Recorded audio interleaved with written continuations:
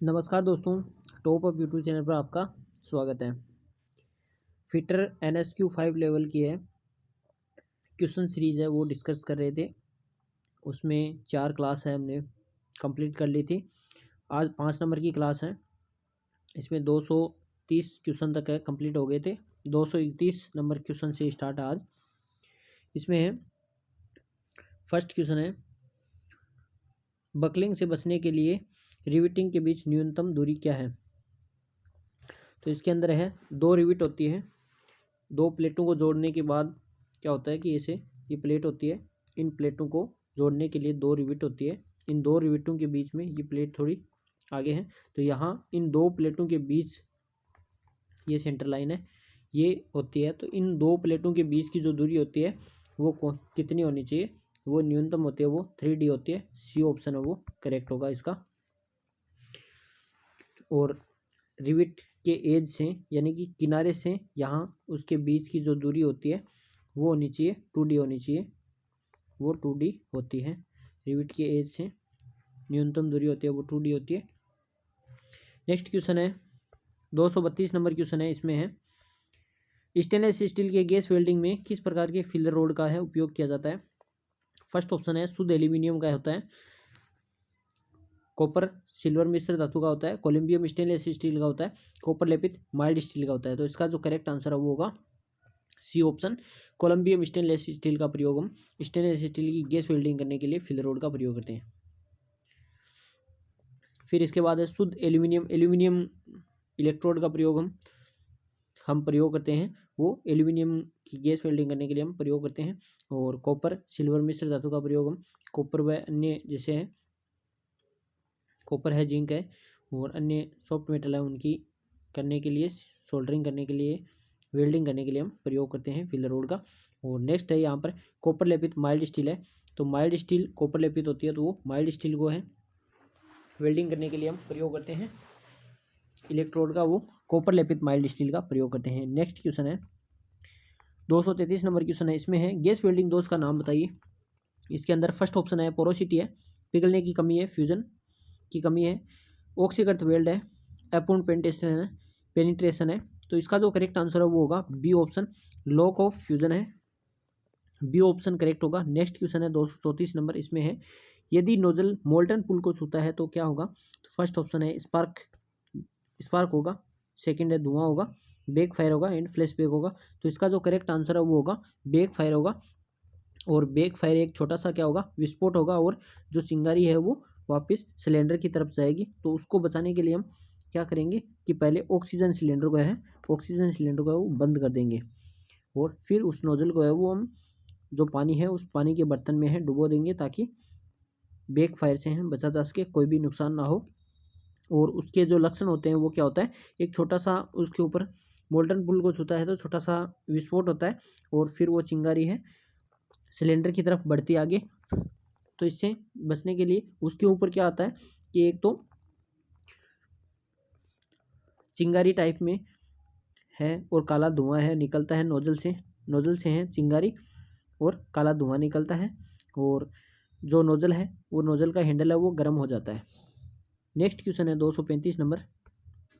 इसमें है arc welding में इस जोड़ का नाम बताइए। तो यहाँ पर है जोड़, देख सकते हो फिगर के अंदर। फर्स्ट ऑप्शन है इसमें है फ्लश कॉर्नर जॉइंट है, सिंगल फिलेट लेप जॉइंट है, हाफ कॉर्नर जॉइंट है, हाफ ओपन कॉर्नर जॉइंट है and full open corner joint है। तो इसका जो करेक्ट आंसर है वो होगा C option, half corner open joint है वो दर्शाया गया है। नेक्स्ट क्वेश्चन है 236 नंबर। इसमें है एसी वेल्डिंग ट्रांसफार्मर का कार्य क्या है। तो फर्स्ट ऑप्शन है इसमें है यह निम्न वोल्टेज उच्च धारा एम्पियर में परिवर्तित होता है। यह उच्च वोल्टेज और निम्न धारा एम्पियर में परिवर्तित होता है। यह कम वोल्टेज और कम करंट एम्पियर में परिवर्तित होता है। यह उच्च वोल्टेज और उच्च धारा एम्पियर में परिवर्तित होता है। तो इसका जो करेक्ट आंसर है वो होगा यह निम्न वोल्टेज एंड उच्च धारा एम्पियर में होता है। यह वेल्डिंग ट्रांसफार्मर है, यह कार्य करता है। और जो एसी होता है, एसी धारा होता है, उसमें क्या होता है कि जो इसमें क्या होता है वोल्टेज उच्च होता है एंड धारा वो निम्न होता है। तो एसी वेल्डिंग ट्रांसफार्मर क्या करता है, उसको निम्न वोल्टेज में और उच्च धारा एम्पियर में परिवर्तित करता है। नेक्स्ट क्वेश्चन है 237 नंबर, इसमें है एसी वेल्डिंग ट्रांसफार्मर का नुकसान क्या है। फर्स्ट ऑप्शन है अधिक प्रारंभिक लागत है, वो अधिक होती है, तो फर्स्ट ऑप्शन है वो सही बोल रहा है ये कि प्रारंभिक लागत होती है एसी वेल्डिंग ट्रांसफार्मर में अधिक होती है। फिर उसके बाद है कि आर्क ब्लो से मुक्ति नहीं होती है, यानी कि आर्क ब्लो से इसकी मुक्ति नहीं होती, ये भी सही है। फिर है अधिक रखरखाव लागत होती है, वो भी अधिक है, रखरखाव लागत भी अधिक होती है, मेंटेनेंस भी अधिक होता है। फिर ये डी ऑप्शन बोल रहा है एलोहा धातु वेल्डिंग के लिए उपयुक्त नहीं है, तो इसका जो करेक्ट आंसर है वो होगा कि नुकसान ये है कि इसमें ये एलोहा धातु की वेल्डिंग के लिए उपयुक्त नहीं है। एलोहा धातु होते हैं उनका गलनांक होता है वो कम होता है, तो इसलिए वो पिघल जाएगी अगर हम वेल्डिंग करते हैं, तो इसलिए एलोहा धातु के लिए उपयुक्त नहीं है। नेक्स्ट क्वेश्चन है 238 नंबर, इसमें दिया गया है विद्युत लाइनों से दूर क्षेत्र में काम में कहीं भी किस आर्क वेल्डिंग मशीन का उपयोग किया जाता है। जहां पर विद्युत की सप्लाई नहीं होती है वहां किस आर्क वेल्डिंग का प्रयोग करते हैं, तो फर्स्ट ऑप्शन है रेक्टिफायर सेट है, सेकंड ऑप्शन है मोटर जनरेटर सेट है, थर्ड है engine generator set and fourth है एसी वेल्डिंग ट्रांसफार्मर। जहां करंट का सप्लाई होता है वहां AC welding transformer, motor generator set और रेक्टिफायर सेट का प्रयोग करते हैं, लेकिन जहां पर नहीं होता है वहां इंजन जनरेटर सेट का प्रयोग करते हैं। विद्युत की सप्लाई नहीं होती है वहां पर, सी ऑप्शन है वो करेक्ट होगा। नेक्स्ट क्वेश्चन है 239 नंबर, इसमें है कौन सी आर्क वेल्डिंग मशीन इलेक्ट्रोड और जॉब के में बेहतर ऊष्मा वितरित प्रदान करती है, तो फर्स्ट ऑप्शन है इसमें है रेक्टिफायर सेट है, मोटर जनरेटर सेट है, वेल्डिंग ट्रांसफार्मर है, इंजन जनरेटर सेट है, तो इसका जो करेक्ट आंसर है वो होगा ए ऑप्शन रेक्टिफायर सेट है, वो बेहतर ऊष्मा और वितरण प्रदान करती है। नेक्स्ट क्वेश्चन है 240 नंबर, इसमें है एसिटिलीन गैस सिलेंडर पर किस रंग का पेंट होता है, तो एसिटिलीन का जो सिलेंडर होता है वो होता है काला होता है, हरा होता है, नीला होता है, मैरून होता है, तो इसका जो करेक्ट आंसर है वो होगा डी ऑप्शन मैरून होता है, और ब्लैक होता है वो ऑक्सीजन का होता है। नेक्स्ट क्वेश्चन है 241 नंबर, इसमें है बाएं वार्ड वेल्डिंग तकनीक में ब्लो पाइप और फिलर रोड में एंगल मेंटेन किया जाता है। What is the angle to be maintain in the blow pipe and filler rod in the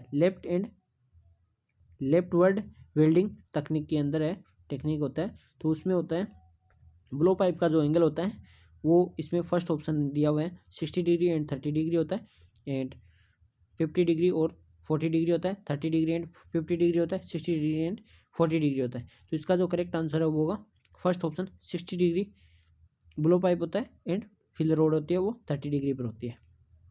next question है, और ये होता है बाएं वर्ड वेल्डिंग तकनीक में, और दाएं वर्ड वेल्डिंग तकनीक में होता है 50 डिग्री ब्लो पाइप होता है एंड 40 डिग्री होता है फिलर रोड होती है वो बाएं वर्ड टेक्निक में होती है, तो इसका जो करेक्ट आंसर है वो होगा फर्स्ट ऑप्शन, एंड दाएं वर्ड टेक्निक में राइट हैंड थ्रेड जो होती है उसके अंदर होता है 50 और 40, बी ऑप्शन होगा। नेक्स्ट क्वेश्चन है 242 नंबर, इसमें दिया है वेल्डिंग के दौरान करंट की सेटिंग कौन सा कारक निर्धारित करता है।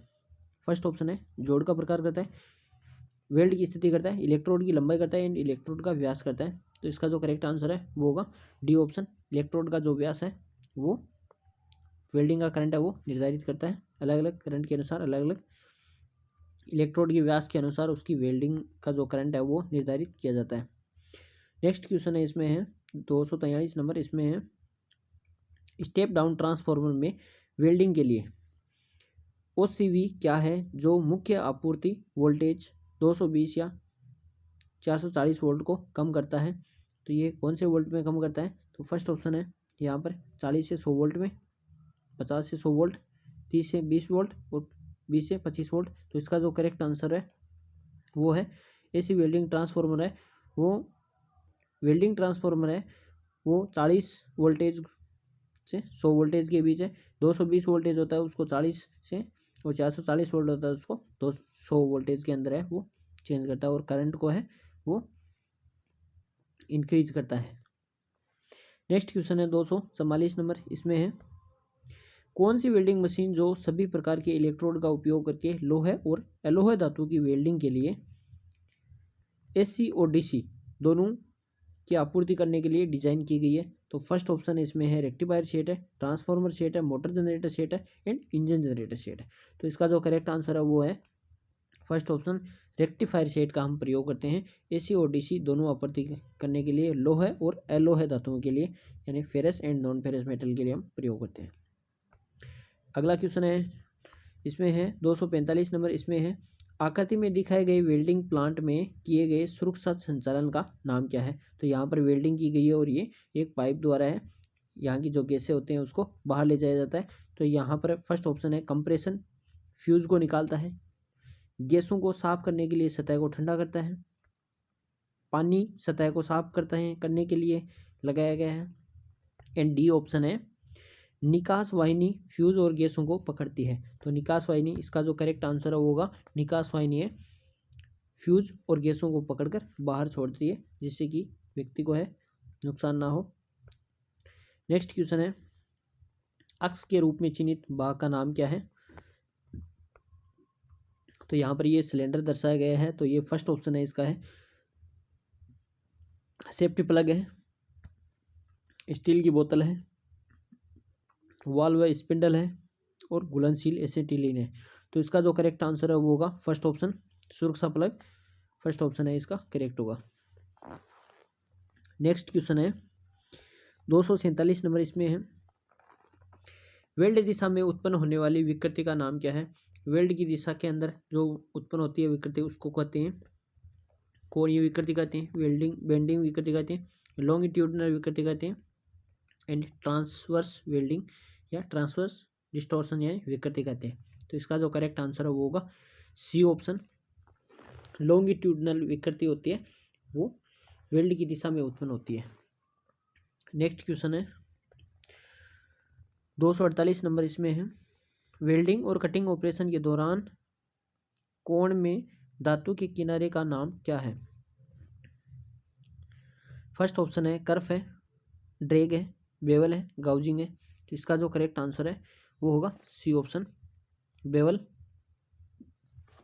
करेक्ट होगा। वेल्डिंग और कटिंग करते हैं उसमें धातु के किनारा होता है वो हो जाता है बेवल्ड हो जाता है, यानी कटिंग करते हैं तब वो बेवल हो जाता है। नेक्स्ट क्वेश्चन है 249 नंबर 249, इसमें है आकृति में दिखाए गए वेल्डिंग दोष को पहचाने। तो यहाँ पर ये वेल्डिंग दोष है, यहाँ पर ये दर्शाया गया है इधर। तो फर्स्ट ऑप्शन है यहाँ पर है अंडरकट है, क्रैकिंग है, फ्यूजन की कमी है,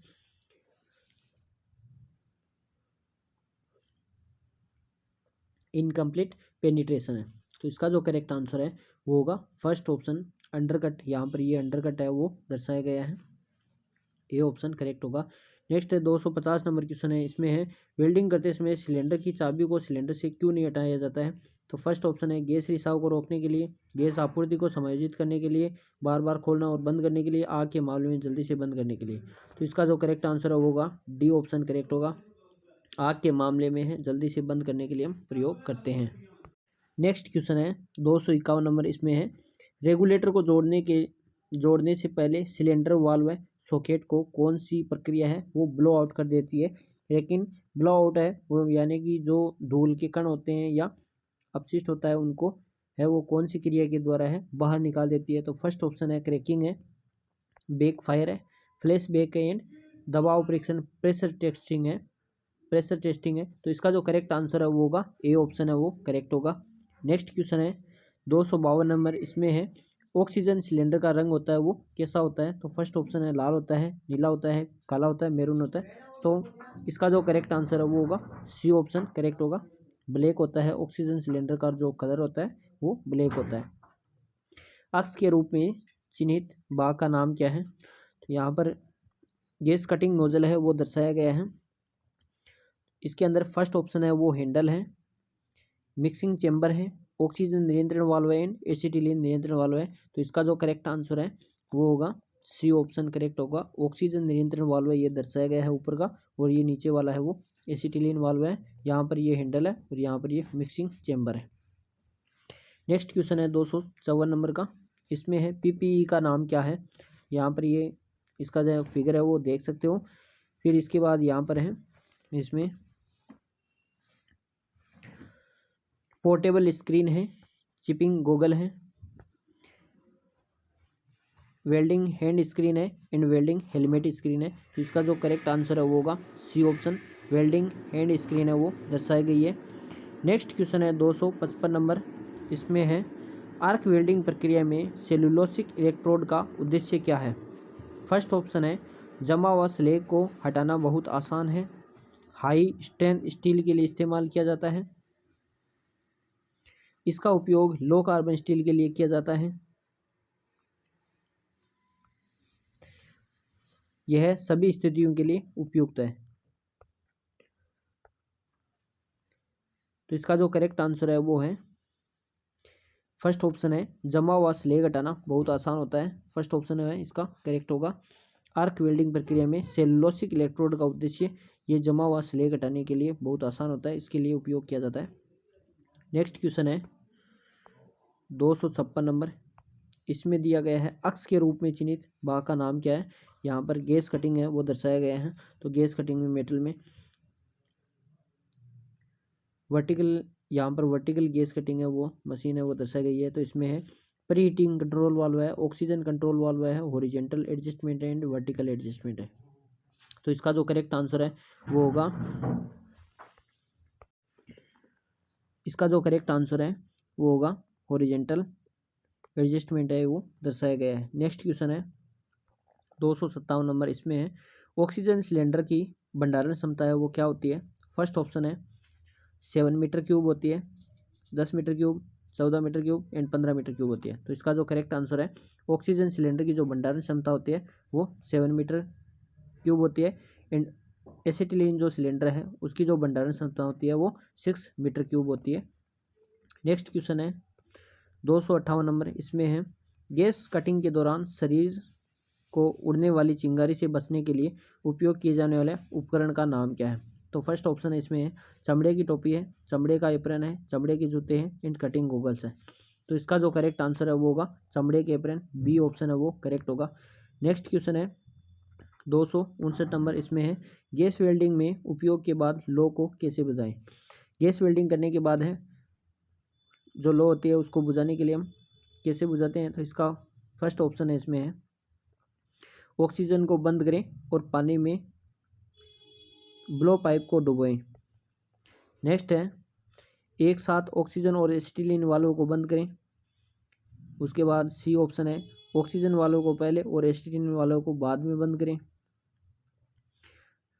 डी ऑप्शन है एसिटिलीन वाल्व को पहले बंद करें और ऑक्सीजन वाल्व को बाद में बंद करें। तो इसका जो करेक्ट आंसर है वो होगा डी ऑप्शन, एसिटिलीन वालों को पहले बंद करें और ऑक्सीजन वालों को बाद में बंद करें। डी ऑप्शन करेक्ट होगा। नेक्स्ट क्वेश्चन है 260 नंबर, इसमें है आर्क वेल्डिंग के दौरान ध्वनि प्रभाव है वो क्यों गुनगुनाते हैं।